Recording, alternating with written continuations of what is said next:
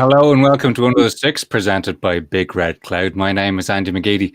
Visit www.bigredcloud.com for all your online accounting needs.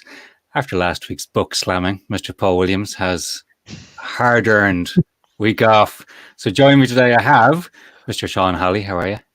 I'm good, Anne, thanks. Yeah, the weather's back here in Wales today, so got a spring in my step. Yeah, you have a bit of colour there. Well done.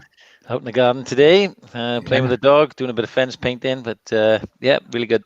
And for a former Ospreys coach, it looks like natural colour too. Of course. Noted. Adam Redmond, how are you? I'm not too bad. I'm on my fourth different home setup here, so I actually found a green cork board, but I haven't experimented with the virtual background. I've just found some jerseys lying around the house as they do.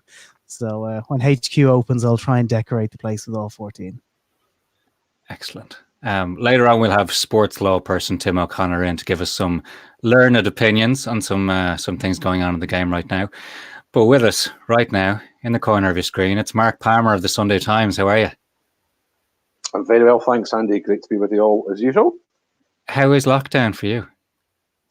Oh, sunny Stewarton in rural Ayrshire in Scotland's been tremendous. Lots of sunshine, can't go anywhere apart from the garden, so fantastic. Unfortunately, my homeschool's already been placed into special measures, so a little bit of struggle on that front. But we're getting there gradually, hopefully, and hopefully get a vote of confidence from the Board of Governors by the end of the week.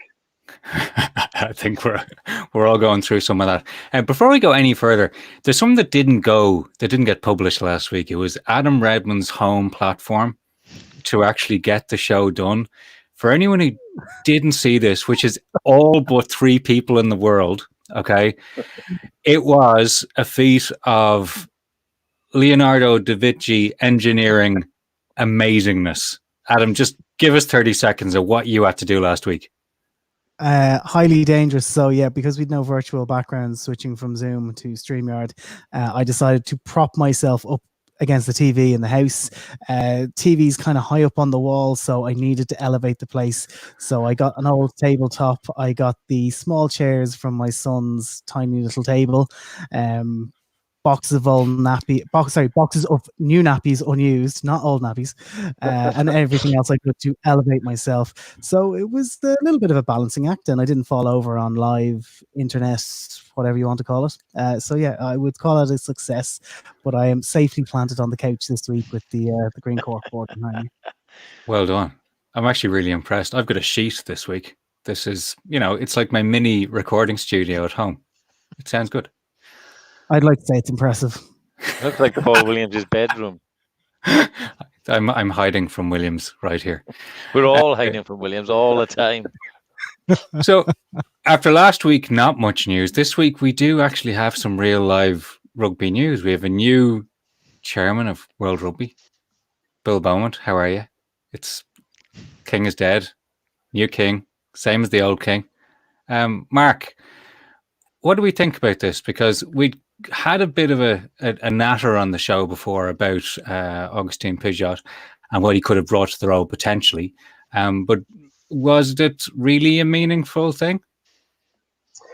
Yes, but once you lose that or don't gain that kind of block of Six Nation votes, when they choose to stick together, then it's going to be pretty hard for anyone to come and move those waters, isn't it? And that's it duly proved.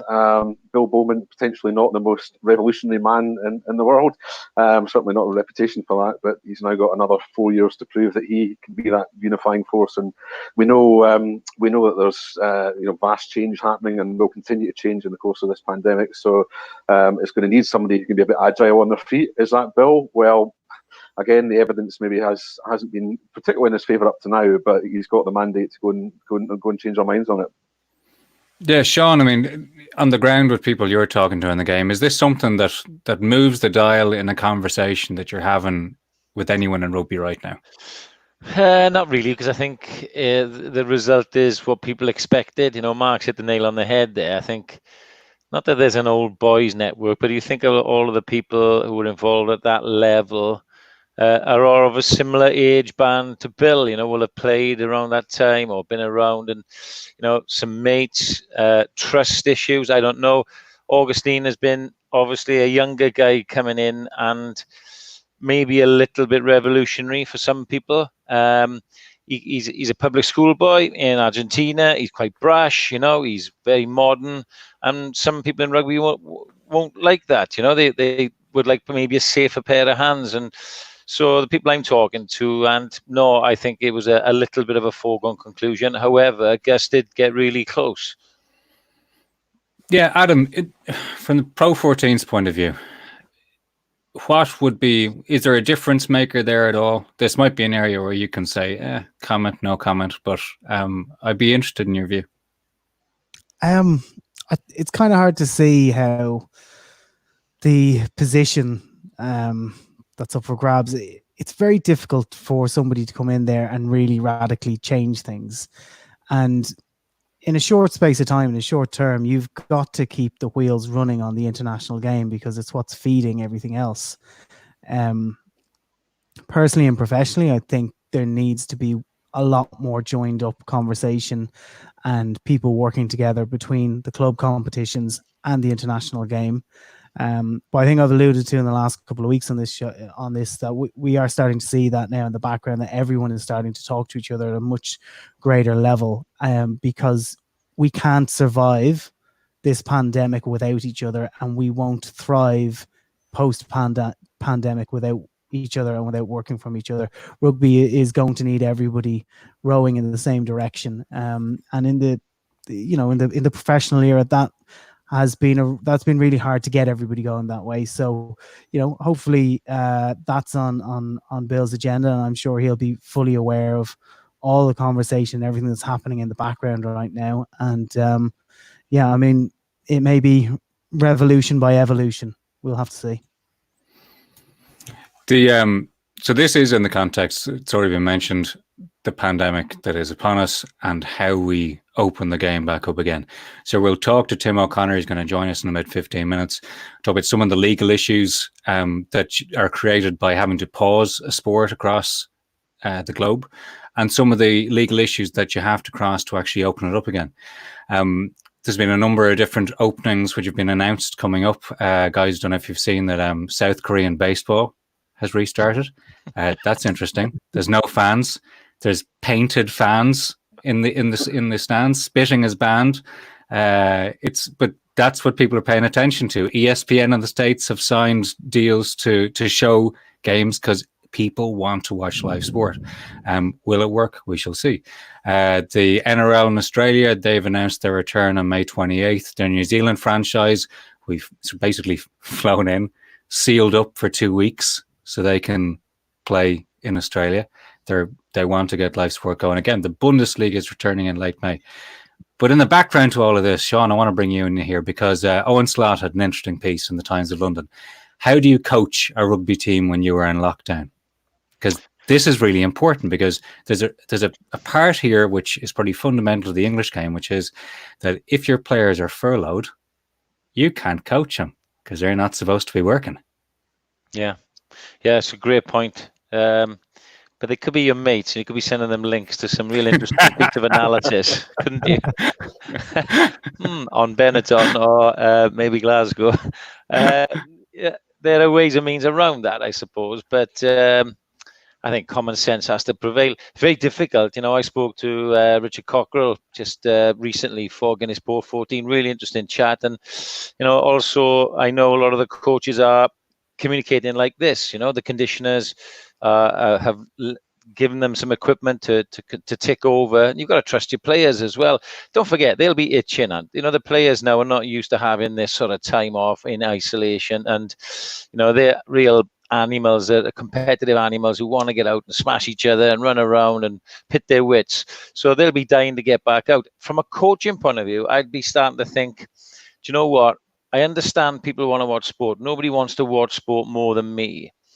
But I'm thinking, if we get it on now, end of June, end of July, whatever, and we try and finish the season off, and then bang, concurrently we're into the following season, I'm going to start worrying about the welfare of my players, where they're getting their rest. They're going to be squeezing in internationals to get the revenue back again.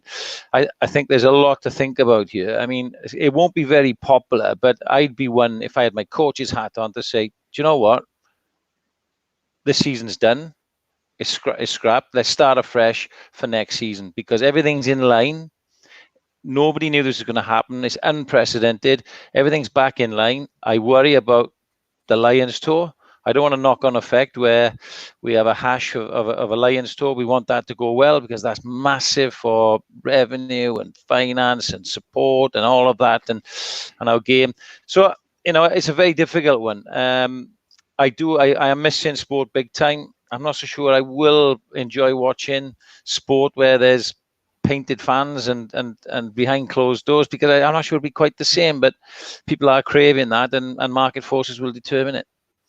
Yeah, well, though, like the other element that I suppose everyone's got to balance is, you've agreed to put on a certain amount of matches for your sponsors and your broadcasters, and if I'm your CEO or your MD, and if we need to get money in the door to bring certain players in or to keep the facilities where we need them, etc. All these sort of things. So there's a huge balancing act to be had. One thing that I can add, certainly from my knowledge of what we've been working on, and part of our work was actually released by World Rugby sort of in the last 24 hours. Player welfare has to be a massive part of any restart, and also it's got to be a proper pre-season allowance. So basically, from when teams are allowed in their various jurisdictions to train again, well, that's the point where they've got to do their 4, 5, 6 weeks and prep them. So yeah, I mean, there's that point. Not to unveil too many secrets from your chat with Richard Cockrell, which we're putting out over the weekend, but the one thing I thought was really refreshing to hear from somebody like him, who's such an intense competitor, is part of his message to his players is, you won't get this time ever again to not be worried, to not have to train, to not have to worry about the match this weekend, to not be worried about who's going to catch you in the league, that type of thing. And, don't make fools work. Don't do stuff just for the sake of it, And so, look, I hope mentally and physically, when we see rugby players again, they're going to be as sharp as we've ever seen them. Mm. Yeah, Mark, what do you reckon? There's probably a few forwards on the league's books that they'll either go up or they'll go down, but they mightn't stay the same weight. Exactly. I think there'll be some significant wobbling around there in so many ways.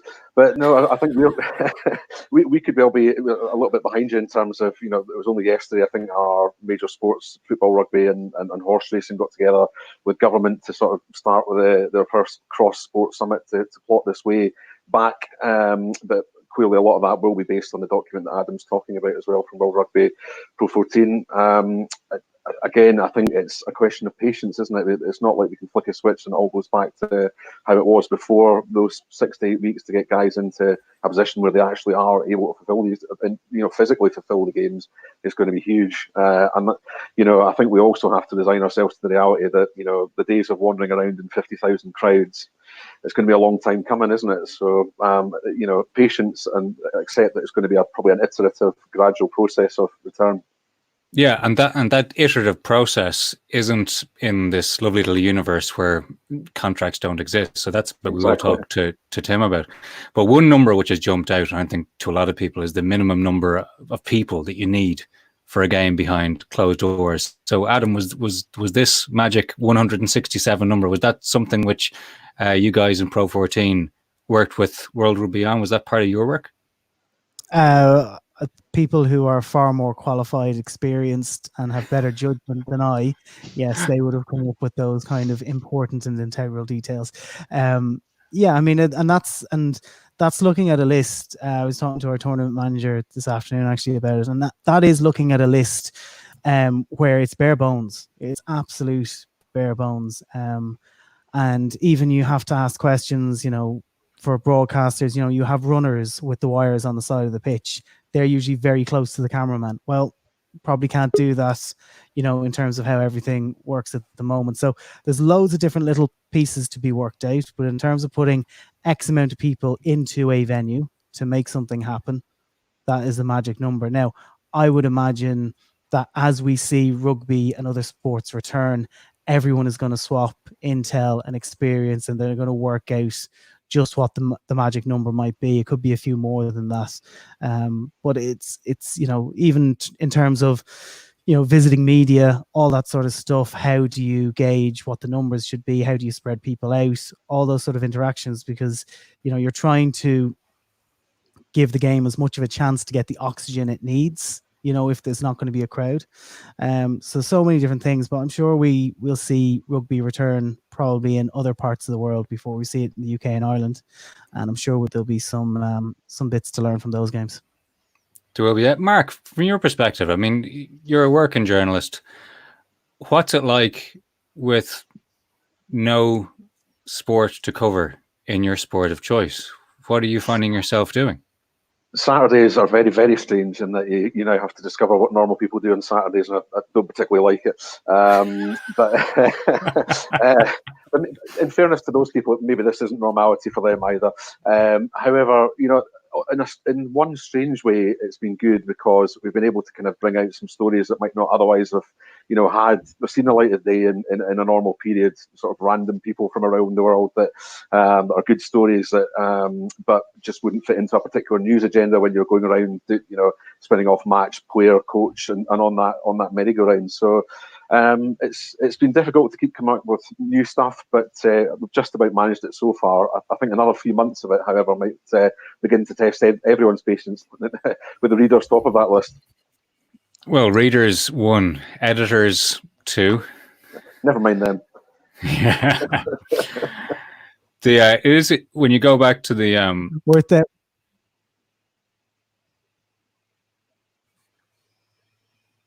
Sorry, I was going to say, worth pointing out, anybody who's putting comments in, we do see them rolling in, and we'll read out a few of those later on. Someone's pretending to be Paul Williams, though, claiming that they are currently reading. So we'll see those later on. I just seen that, and I tell you one thing, I like Mark Freeman. I think he's a great guy. Do you like Mark Freeman? I wonder how that is. I like him. On Holly's views. I'm going to be following him on Twitter. So let's spin through a couple of other pieces of news before we get Tim in. Some news from New Zealand and some news from England. Various levels of importance depending on how rabid a fan you are. Sam Cane, new All Blacks captain. Little bit of a surprise, I'd have said. Sean? Yeah. I think was it New Broom and all that? I'm a little bit surprised. I think it's great player. Don't get me wrong, fantastic player. Done well to come back from serious injury. Is he Richie McCaw-esque? In other words, it's a position where New Zealand are blessed, with a lot of talent. So you have to pick someone when you pick a captain who's nailed on. Is he nailed on? Probably is at the moment. Yes. But he's obviously a great guy. He's inspirational in terms of his leadership by the way he plays. So I very much like Richie McCaw in that sense. But I'm surprised. I thought it might have been a slightly elder statesman, a second row. He might have shipped it on to somebody like Retallick or maybe gone completely different and gone Bodie Barrett, which probably would have been the incumbent. So there's, I know Fozzie well. He's his own man. He's his own mind. And so this is an interesting one for me. I'm smelling blood. I am smelling blood with the new regime.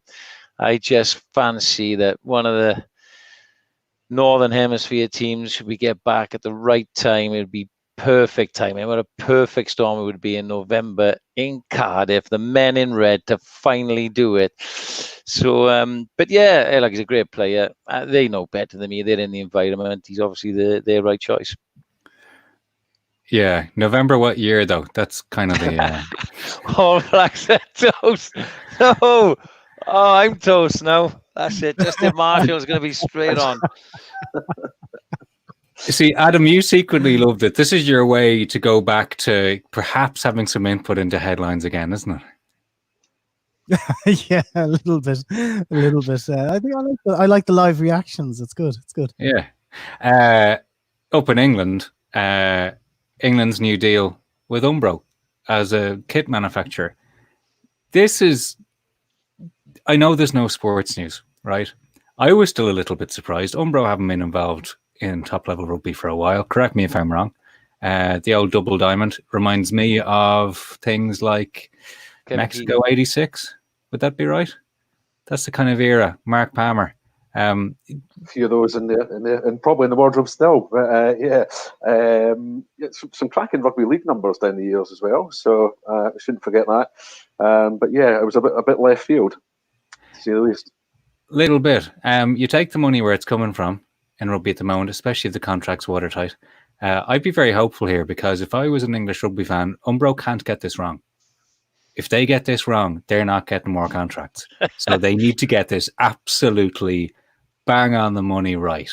And, for me, I love my Canterbury stuff. Canterbury stuff has lasted brilliantly. The old loop collar, those jerseys were made of something like cockroaches are made of. You cannot destroy them. It's incredible.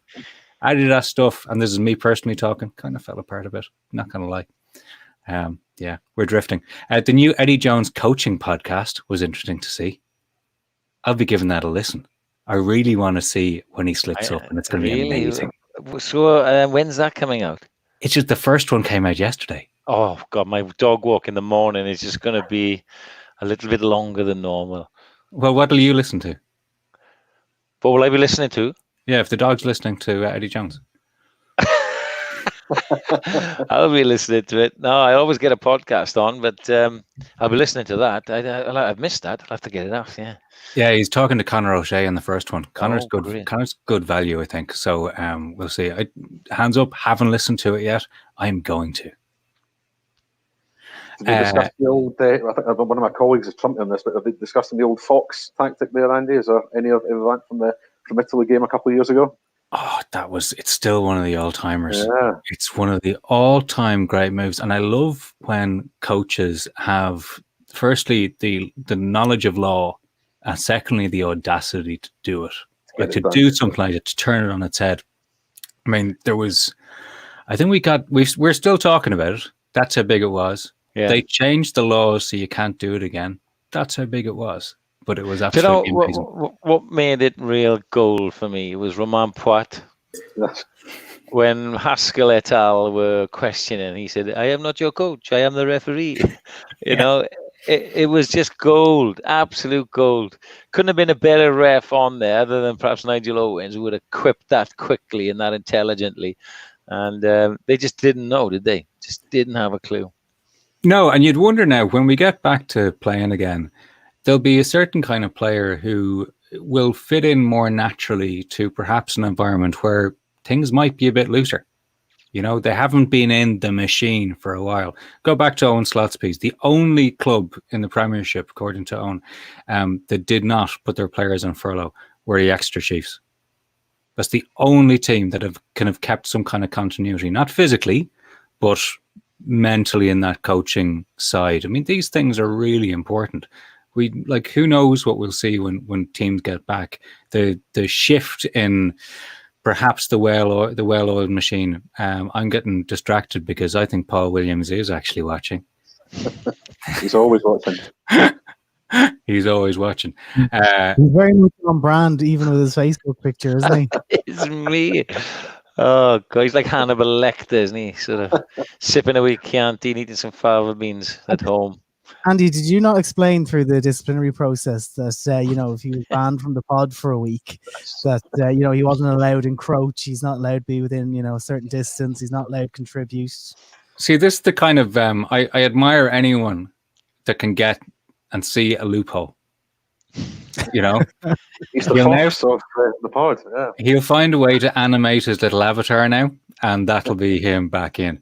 We're going to get Tim O'Connor in shortly, I think, to talk contractual stuff. Producer Adam is on that. But going back to things across the world, so we talked about the Bundesliga returning without fans. We talked about the NRL in Australia. I will go back to South Korean baseball. I know it seems weird, but all of the off-field stuff that they're dealing with, sports here will be watching. Like the off-field people having to wear masks all the time. All of those little things that add up to a sporting event actually going ahead. We get the glimpse into the future. like I think I said this before we went brand new and live and everything. Our figures, we get the glimpse into the past and we get the glimpse into the future because we are lucky to have other countries going ahead of us. This is our glimpse into the future, and we can learn from this and hopefully not get it wrong.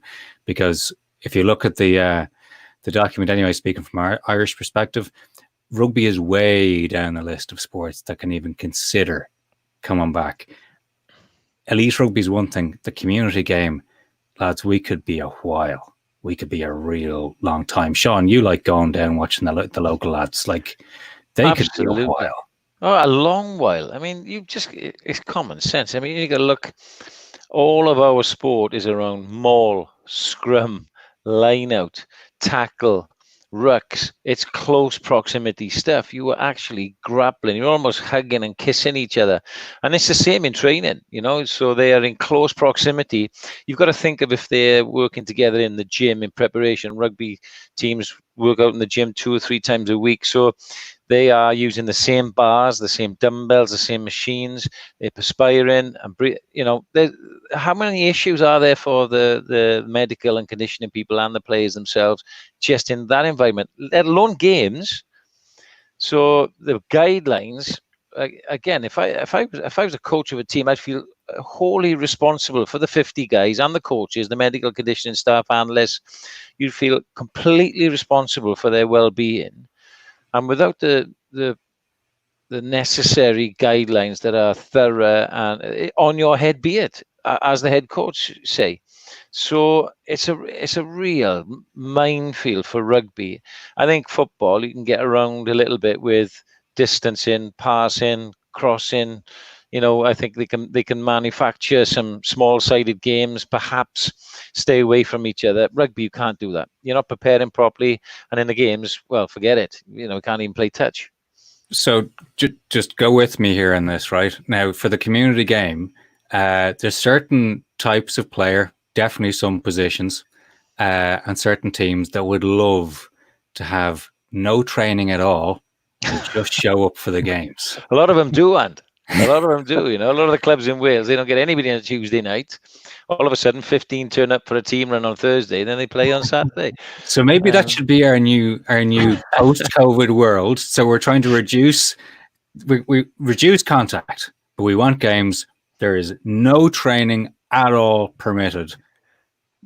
Go with me on this. Can you imagine Leinster, Munster, no contact? I can imagine some really naturally shaped props coming to the fore. Some of them might even be in the centres. Who knows? It's tough on the rugby boys. It really is, because we're right down the pecking order because of the proximity of our sport and training. So, you can play tennis, you can play golf, but not with our sport. No way. Cool. Okay, we are now going to be joined by barrister at law, I believe is the official term, Tim O'Connor. Tim, how are you? Hi, lads. How's things? We're doing pretty well.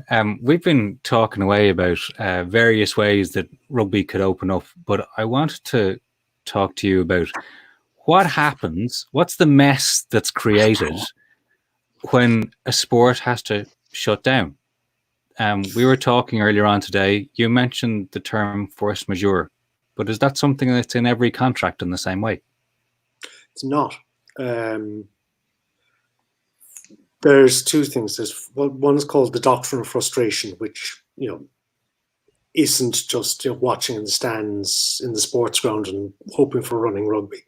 It's the idea that frustration is the idea that it won't be a breach of your contract if circumstances beyond your control, not by either party, mean that you can't carry out the contract. The contract is frustrated. Force majeure is that you've got a specific clause saying we're all released from this contract if event X, Y, or Z happens. And Pro 14 is probably unique in that we've got the most legally complex league on the planet. I mean, we've got, even just on the screen there's someone from the Scots civil law jurisdiction. There's someone from England and Wales. There's someone from an EU common law jurisdiction. We've got an EU civil law jurisdiction and a South African civil law jurisdiction as well. So I mean, and we've got Northern Ireland. So I mean, we've got all different sorts of things overlapping in the Pro 14, and it's horribly complex. So I actually took a look through some of the terms and conditions of the different clubs today. The Edinburgh and Glasgow seem to use a standard Scottish rugby set of things, which actually say we might be playing behind closed doors. Tough luck if you are, which is interesting. Edinburgh do anyway. Well, they actually do. These Edinburgh definitely. The Scarlets have force majeure written into their contract of their terms and conditions. They actually say force majeure in that. A lot of the Irish teams don't. So it varies for who's liable to which fans for tickets for what. Then you'll have the broadcasting contracts with all the different broadcasters in the different countries, and whether or not it's in those terms or not. You're going to have the participation agreement, which I think is English and Welsh law for the Pro 14, but I'm open to correction on that. And you've got all these overlapping issues about even which jurisdiction decides frustration or decides force majeure. So can I ask then a question about one particular group? So we were talking, Darren, about some of the sports and teams that are planning to restart in various places around the world. One of them is the NRL, the Rugby League in Australia. And as part of that, the players have agreed a collective pay cut of effectively 20%. So what happens in the Pro 14? There's all these player contracts as well. Is force majeure a part of those? Depends on the individual terms of your contract.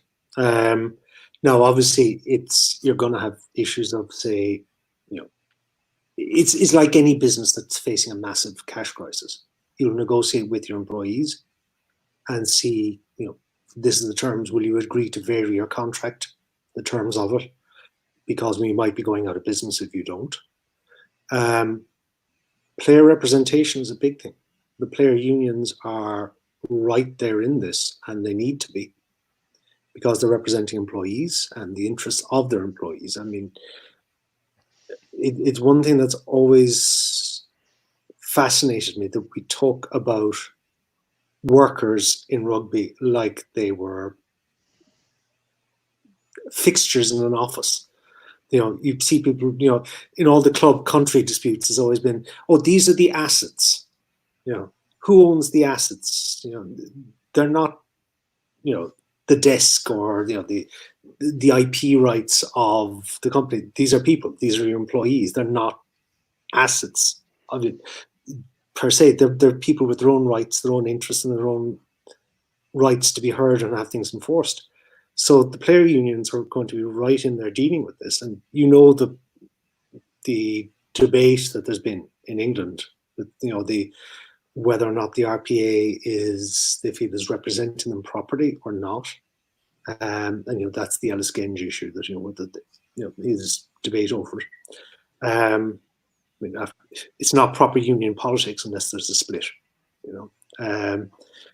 Then you've got the unions here. You'd have the Irish rugby players. You'd have the WRPA in Wales, and they'll all have a say about representing the standard term and contract. But the standard contract is going to vary from place to place. I mean, all players in Ireland are on one standard contract with the IRFU, so that would be varied, and you'd be negotiating with the IRFU. So, for instance, here it's a deferral rather than a pay cut, which is attractive enough, but it's going to there's going to be a lot of hard negotiation on that, and that could get frisky.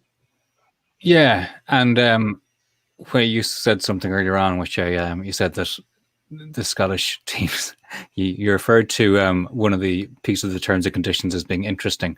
That's usually lawyers speak for. I cannot disagree more with your opinion.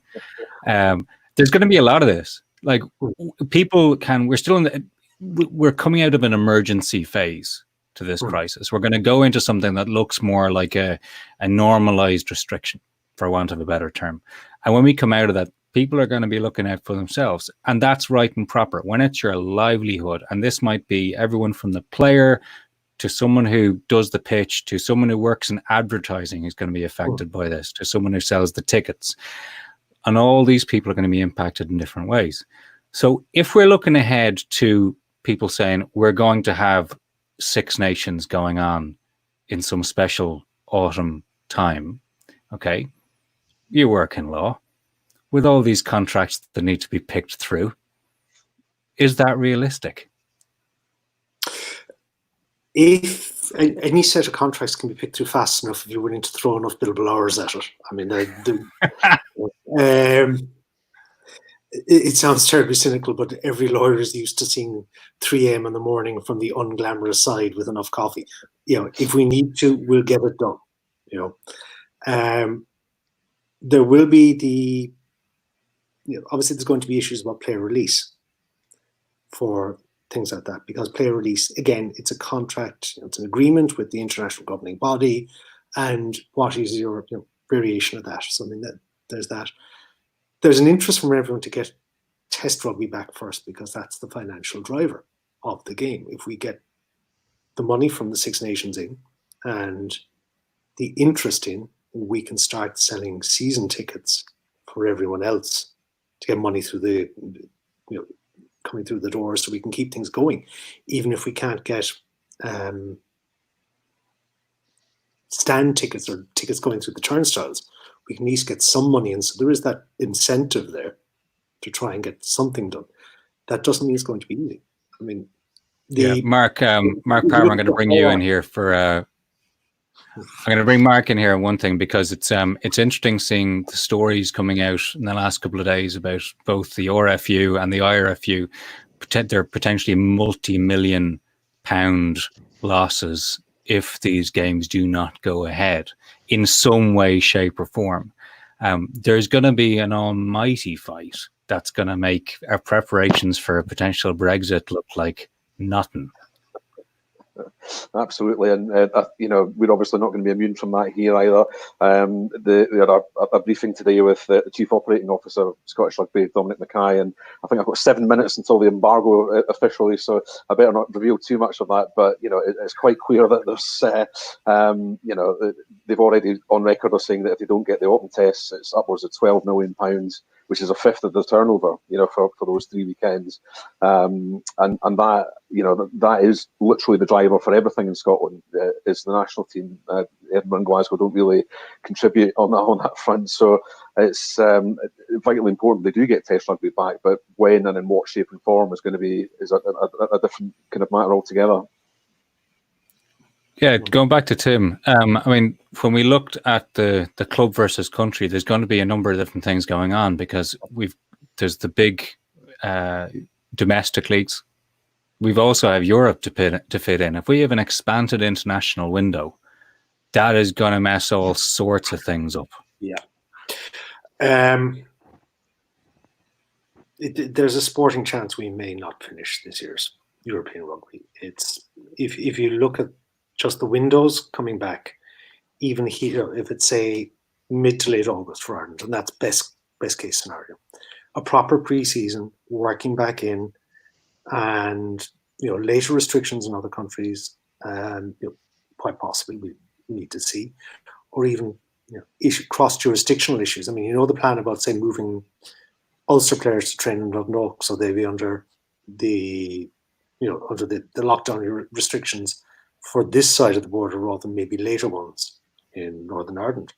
So, I mean, you're going to be dealing with all those sorts of messes. It's very hard to see how we'll get large-scale travel like that going in time to get European rugby done. But then, I mean, for the Pro 14 with transcontinental stuff, that raises major questions as well. It's hard to see.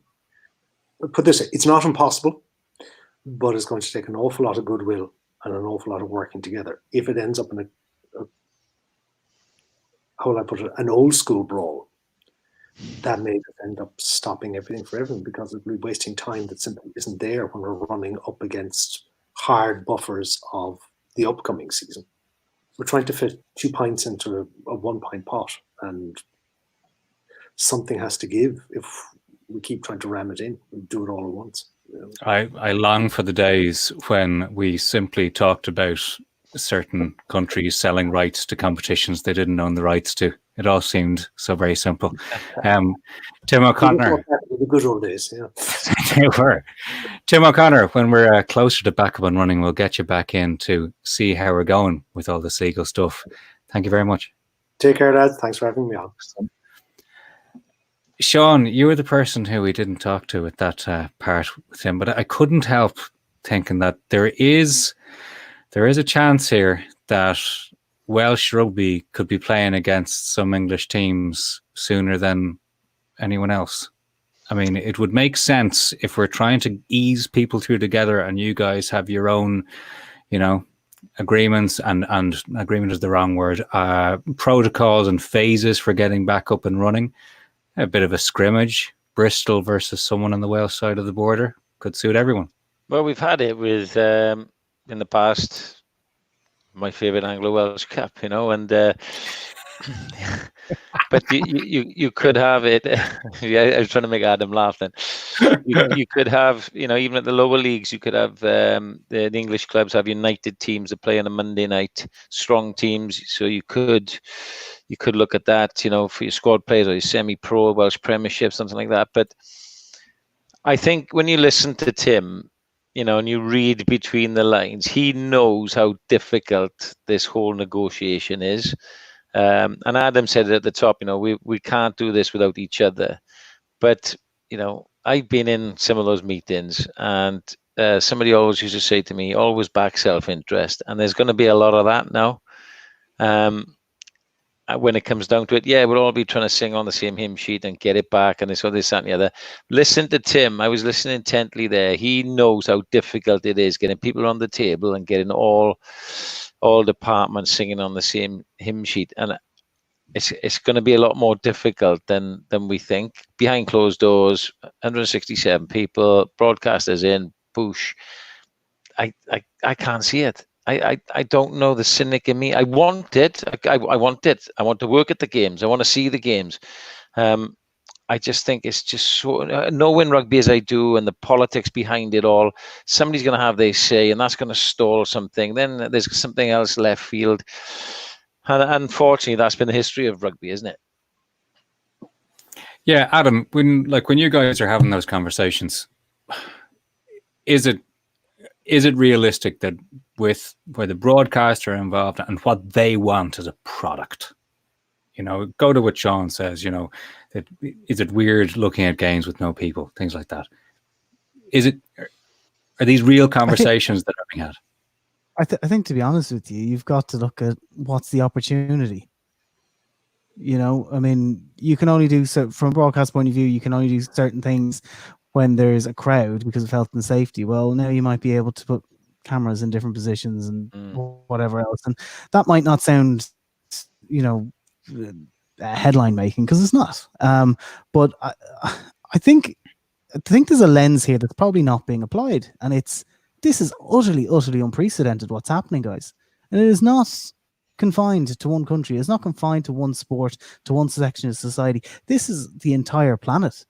Well, to call a spade, and it's very obvious. But I think it's interesting in Tim going through about, contracts and stuff like that.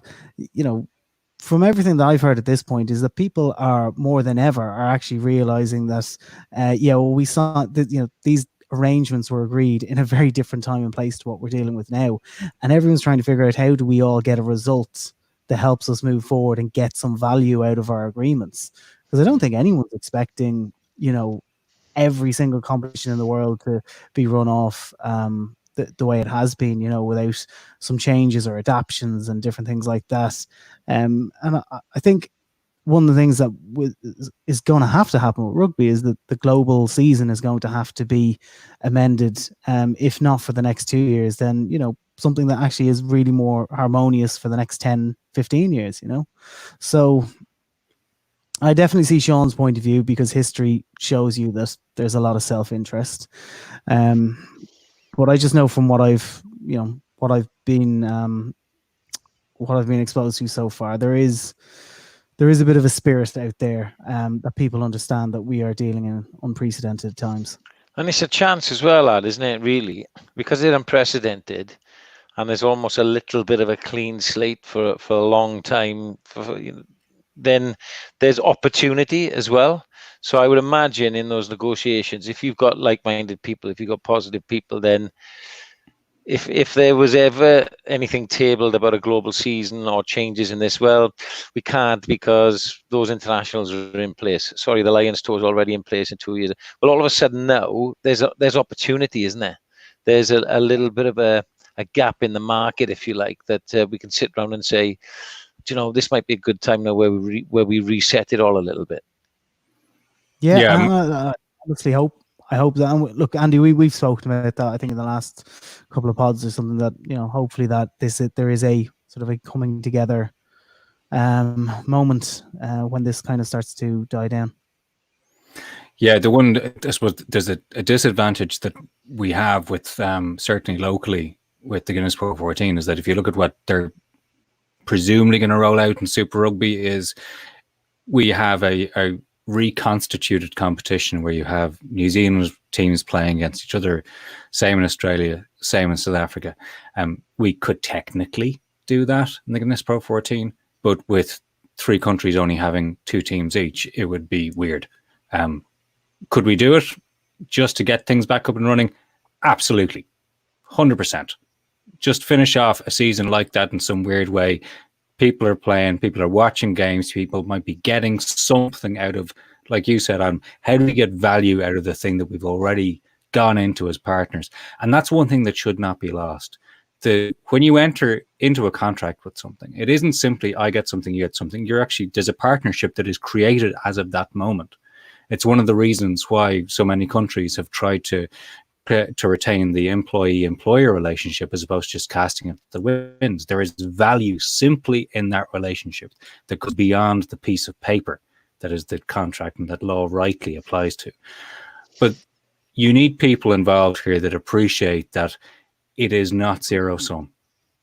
In fact, right now, it's the opposite of that. We need to make sure that the entire pie there, we keep it there, because if we lose it, if we lose big elements of this sport, that's a generational thing.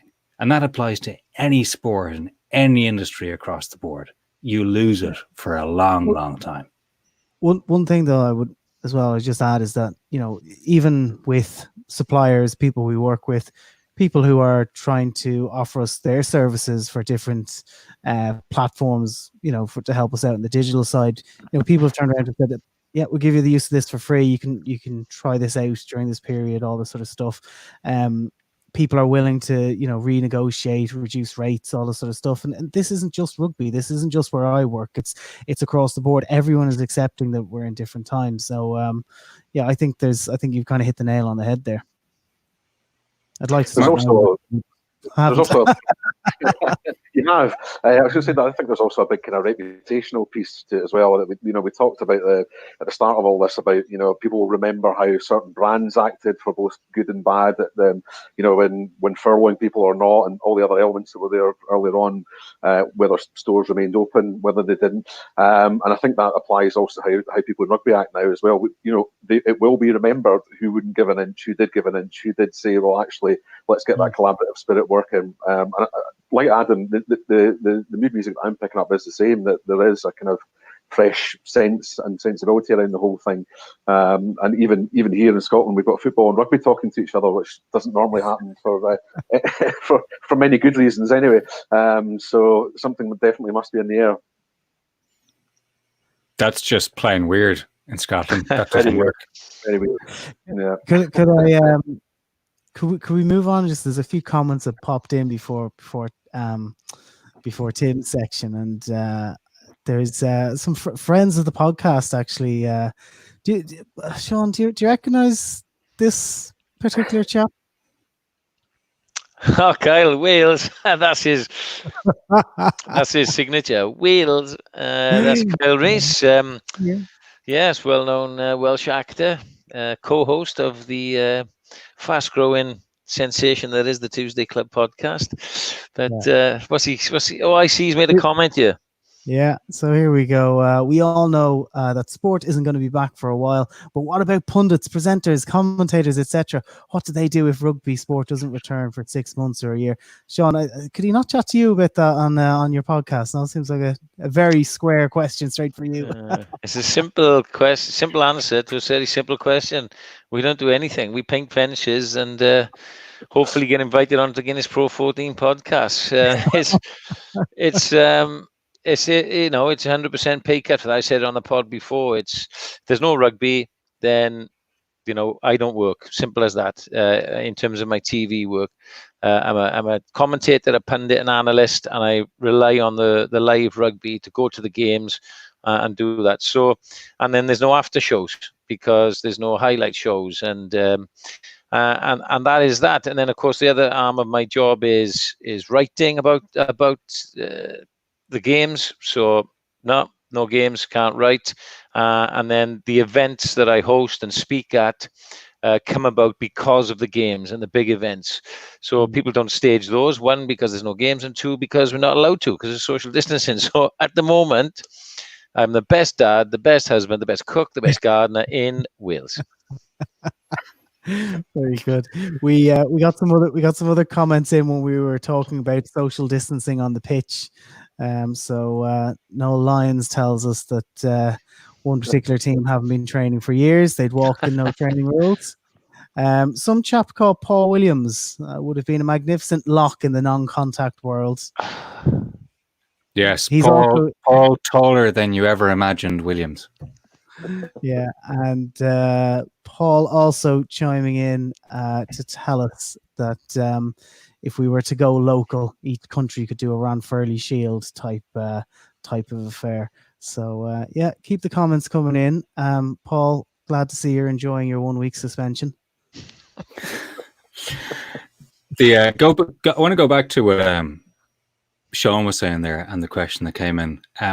There's a significant and important split, and this is in sports, in music, in journalism, across the board, between people who are freelance in whatever way, self-employed, and people who are on contract or salary with various organizations. There's a huge difference in what's happening to those two groups right now.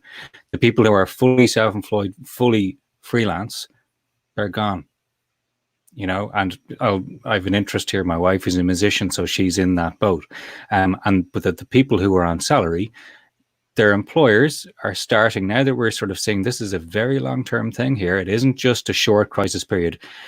They're thinking now about different ways of sweating the asset, different ways of getting something out of that. So, there's people who work in sports who are now shifting across to other places in broadcast organizations. Mark, is that the kind of discussions that you guys have been having in your paper?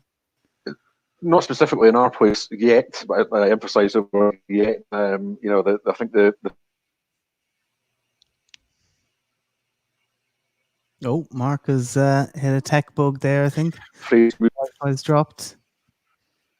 That's Mark's employer just dropped in and said, Mark, stop talking about anything to do with the workplace on this pod. I think we're reconnected to Casa del Parma, are we? Hopefully, yes. I can hear you. Yeah, you're back. Back, excellent, good. But no, certainly in a lot of other newspapers, people have been furloughed. They've been moved across to cover news now, or had to take pay cuts. It is a very changing and fast-changing picture. So another few months of no live events to report on could see everyone in that boat suddenly faced with that reality as well. I think so. A taste of the world that the freelancers are going through right now. Yeah, it is. And so when you're seeing sports media outlets producing content, if they're asking you to pay for it, whether paywall or buying a physical copy, you're actually supporting people in their real jobs. Sports writers are people too, folks. So sometimes. I like the Ranfurly idea. Well done, Paul Williams. We have two listener questions that came in before the show. I'm going to lash through two of them. One directed mainly at Sean. This is from Jamie Phillips. Hi, Andy. Hope you're safe and well. Question for tonight's pod. Next season could see Joe Tamani and Nick Tompkins line up together for the Dragons. How good a signing would Tamani be?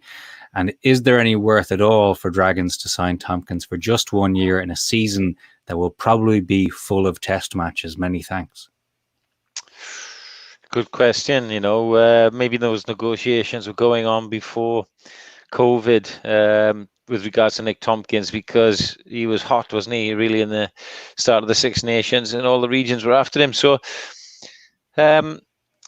I still think, we need Nick Tompkins. He showed enough for me that he should be playing in Wales. I think that's got to happen. Any player of any quality the Dragons can get, they need to, because they've got such a good crop of young talent, local young talent, that they need experienced guys, quality guys in there to really buffer them up that conference. And start producing consistently under Dean Ryan. So, yeah, Joe Tamani, I think, is a good non-Welsh signing. My feelings on non-Welsh players. You should have a couple of quality ones. And that, all the successful Guinness Pro 14 teams of the past have had that. When you go second rate and it just doesn't work. It might look better on the balance sheet, but in the longer term it doesn't, because it doesn't pay off in terms of success. So I would love to see that. They've got a couple of young centres in behind, young Jack Dixon. I think he played. Adam would know this. I think he was the youngest ever player at 16 to play in the Pro 12 as it was. And so he's a bit raw, and he would need a couple of guys like that to come in and nurture him along. So you think Sam Davis, Rodri Williams at scrum half, Tane Basham has been a revelation. Those sort of guys, having those two fellas in midfield, all of a sudden busting lines, getting across the gain line, making line breaks. The Dragons become a even more of a force to be reckoned with Moriarty running onto the ball, Richard Hibbert still. It would be great to see those two good signings. Sorry, I saw Adam lean forward in the seat when he started talking about Dragons being good, and I was going, yeah, he's coming in. He's not coming in. I hate this live stuff. It's desperate, right? Oh no, but it's good. It's good because at least we're giving descriptions to the people who are just listening on the earphones tomorrow or the day after or whatever, and we're explaining why these silences are occurring or why we're talking about a stupid visual gag, etc. So it's good. Yeah, I know. Okay, next question. This goes to Mark because it's from Edinburgh Rugby, friend of the pod. Bill Beaumont gives you a call and asks you to head up a task force to implement a new global calendar where anything goes. Mark Palmer, what do you do? Oof, now that's a nice easy one, isn't it? I have to say, I quite like this idea that's been floated of the sort of back-to-back Six Nations, and also the one wasn't aware this week where North goes south and then south, or south goes north and north goes south, whichever way around it was in almost in consecutive months. So that one was interesting to me, but. Yeah, it's having a blank piece of paper is is very unusual in this circumstance, because you're normally coming at it with a lot of preconceived ideas and agendas. But I'm going to go for a back-to-back Six Nations. You like that one, Sean? Sean, what do you like? Do you know, I mean, it'd be amazing for broadcasters and fans, back-to-back Six Nations. But trust me, as a player and as a coach, you'd be shot. You'll be mentally and physically shot. You would. Maybe we could see A teams coming back. Wales A versus Ireland A. That'd be nice. Definitely, yeah. See some depth. You know what I mean? A team, regional, provincial. Who knows? Guinness Pro 14A. There we go. Here we go. Adam, another 23 league. Another 23 league, perhaps. Yeah, something like that. Do another 23 Celtic Cup or something, perhaps. Do you know what I'd like to see? Right, I'd like to see superstars come back. Remember that, Brian Jacks? I can see it now. It'd be awesome. Superstars for rugby. I know we should pitch this. From New Zealand, Justin Marshall. You know, we'd have that. We'd have Shane Williams from Wales. We'd have Brian O'Driscoll from Ireland. What a tournament that would be. There was some footage on the other day of Georgie Best running the 100 meters. It was Jeff Capes was in lane 8. It was amazing. Have you seen it? That's Andy, for our younger listeners, could you explain superstars, please? Sorry, technically, for this conversation, I qualify as a younger listener, right? Oh, well, Google it. YouTube it. It's amazing. Yeah, we've got time. Superstars, correct me if I'm wrong, was when they just gathered a couple of not random, but they got a couple of headline athletes from different codes and sports, and they'd basically put them through a physical version of the Krypton Factor. Yeah, they did, but they did great events. They did 100 meter sprint, they did javelin, they had a cycle race, they did all sorts of stuff, proper events. But then back in the day when you had George Best, Jeff Capes, Bobby Moore, all these guys, they weren't tied contractually. Like we just had Tim on now. The players now wouldn't be allowed to do it. But guys who were just out of the game, Tricko, Shane, Marshall, Phillips, all them, it'd be immense, wouldn't it? Because they're all still pretty fit. You are, yeah. He remembers it, Williams. He's much older than he looks. So maybe that's you might be onto something here. We could do that remotely. They wouldn't all have to be in the same place. It's like the darts that they're trying to do from their living rooms. You know what I mean? Yeah. We could have Tricko out in Sandymount Strand running hundreds. You know. Yeah. I like the sound of this. It's just amateur enough to work. It is. But in terms of the, have you ever seen the CrossFit Games? No. If you've ever seen the CrossFit Games, that is something else. I'd love to see both current and former rugby players getting involved in that. There's, I think there's the fittest men or the fittest people on the planet. It's a documentary on Netflix. I think I have seen it. Yeah, but there's something there. There is something there because a lot of these guys, they just do these Ironman and ultra marathons and I see them doing now for charity during this lockdown. You know, I've done one, but they're all doing silly things. They're riding 1,000 miles in May. You know, so they keep themselves in good shape. You know, you can imagine having the first event. Well, let's go pull-ups, right? Number of pull-ups in a minute. From Wales, Shane Williams. From England, Hugo Moynier. From Ireland, Brian O'Driscoll. From France, who could we have? Serge Betson. Serge Betson, fantastic call. Scotland, who do we have? Jason White. Ross Ford. Ross Ford, you know, it'd be immense. Johnny Beattie, something like that, you know. Oh, it'd be fantastic. From Italy, Sergio Priest. I'd love to see these guys all in a row, you know, strapped to a truck, having to pull us. Who can get across the finish line faster? See, I think we've got a couple of different. A team is always made up of different elements, especially in rugby, right? So in rugby, you'd also have to have. There's the City Boys challenges, like your pull-ups, right, and running in a straight line. That's not hard. Now, ploughing a straight furrow in a field. Get some of the country boys involved with real challenges, right? Yeah. There's something here. I think we need to work on it. Sean, we'll need a commentator. Oh, I'm all up for it. I've been dreaming of this for a while. How do I pitch it to a producer? This is on. This is on, guys. Cuban cattle herd. I'm sure you'll want from one field to another. Andy, is that one? I think that will definitely. Brian and Dan Lydiot, top of the class there. He would. That's what we need. You know, yeah. Right? I think that is an appropriate way to end this week's live. I think you're totally wrong. We were just getting started.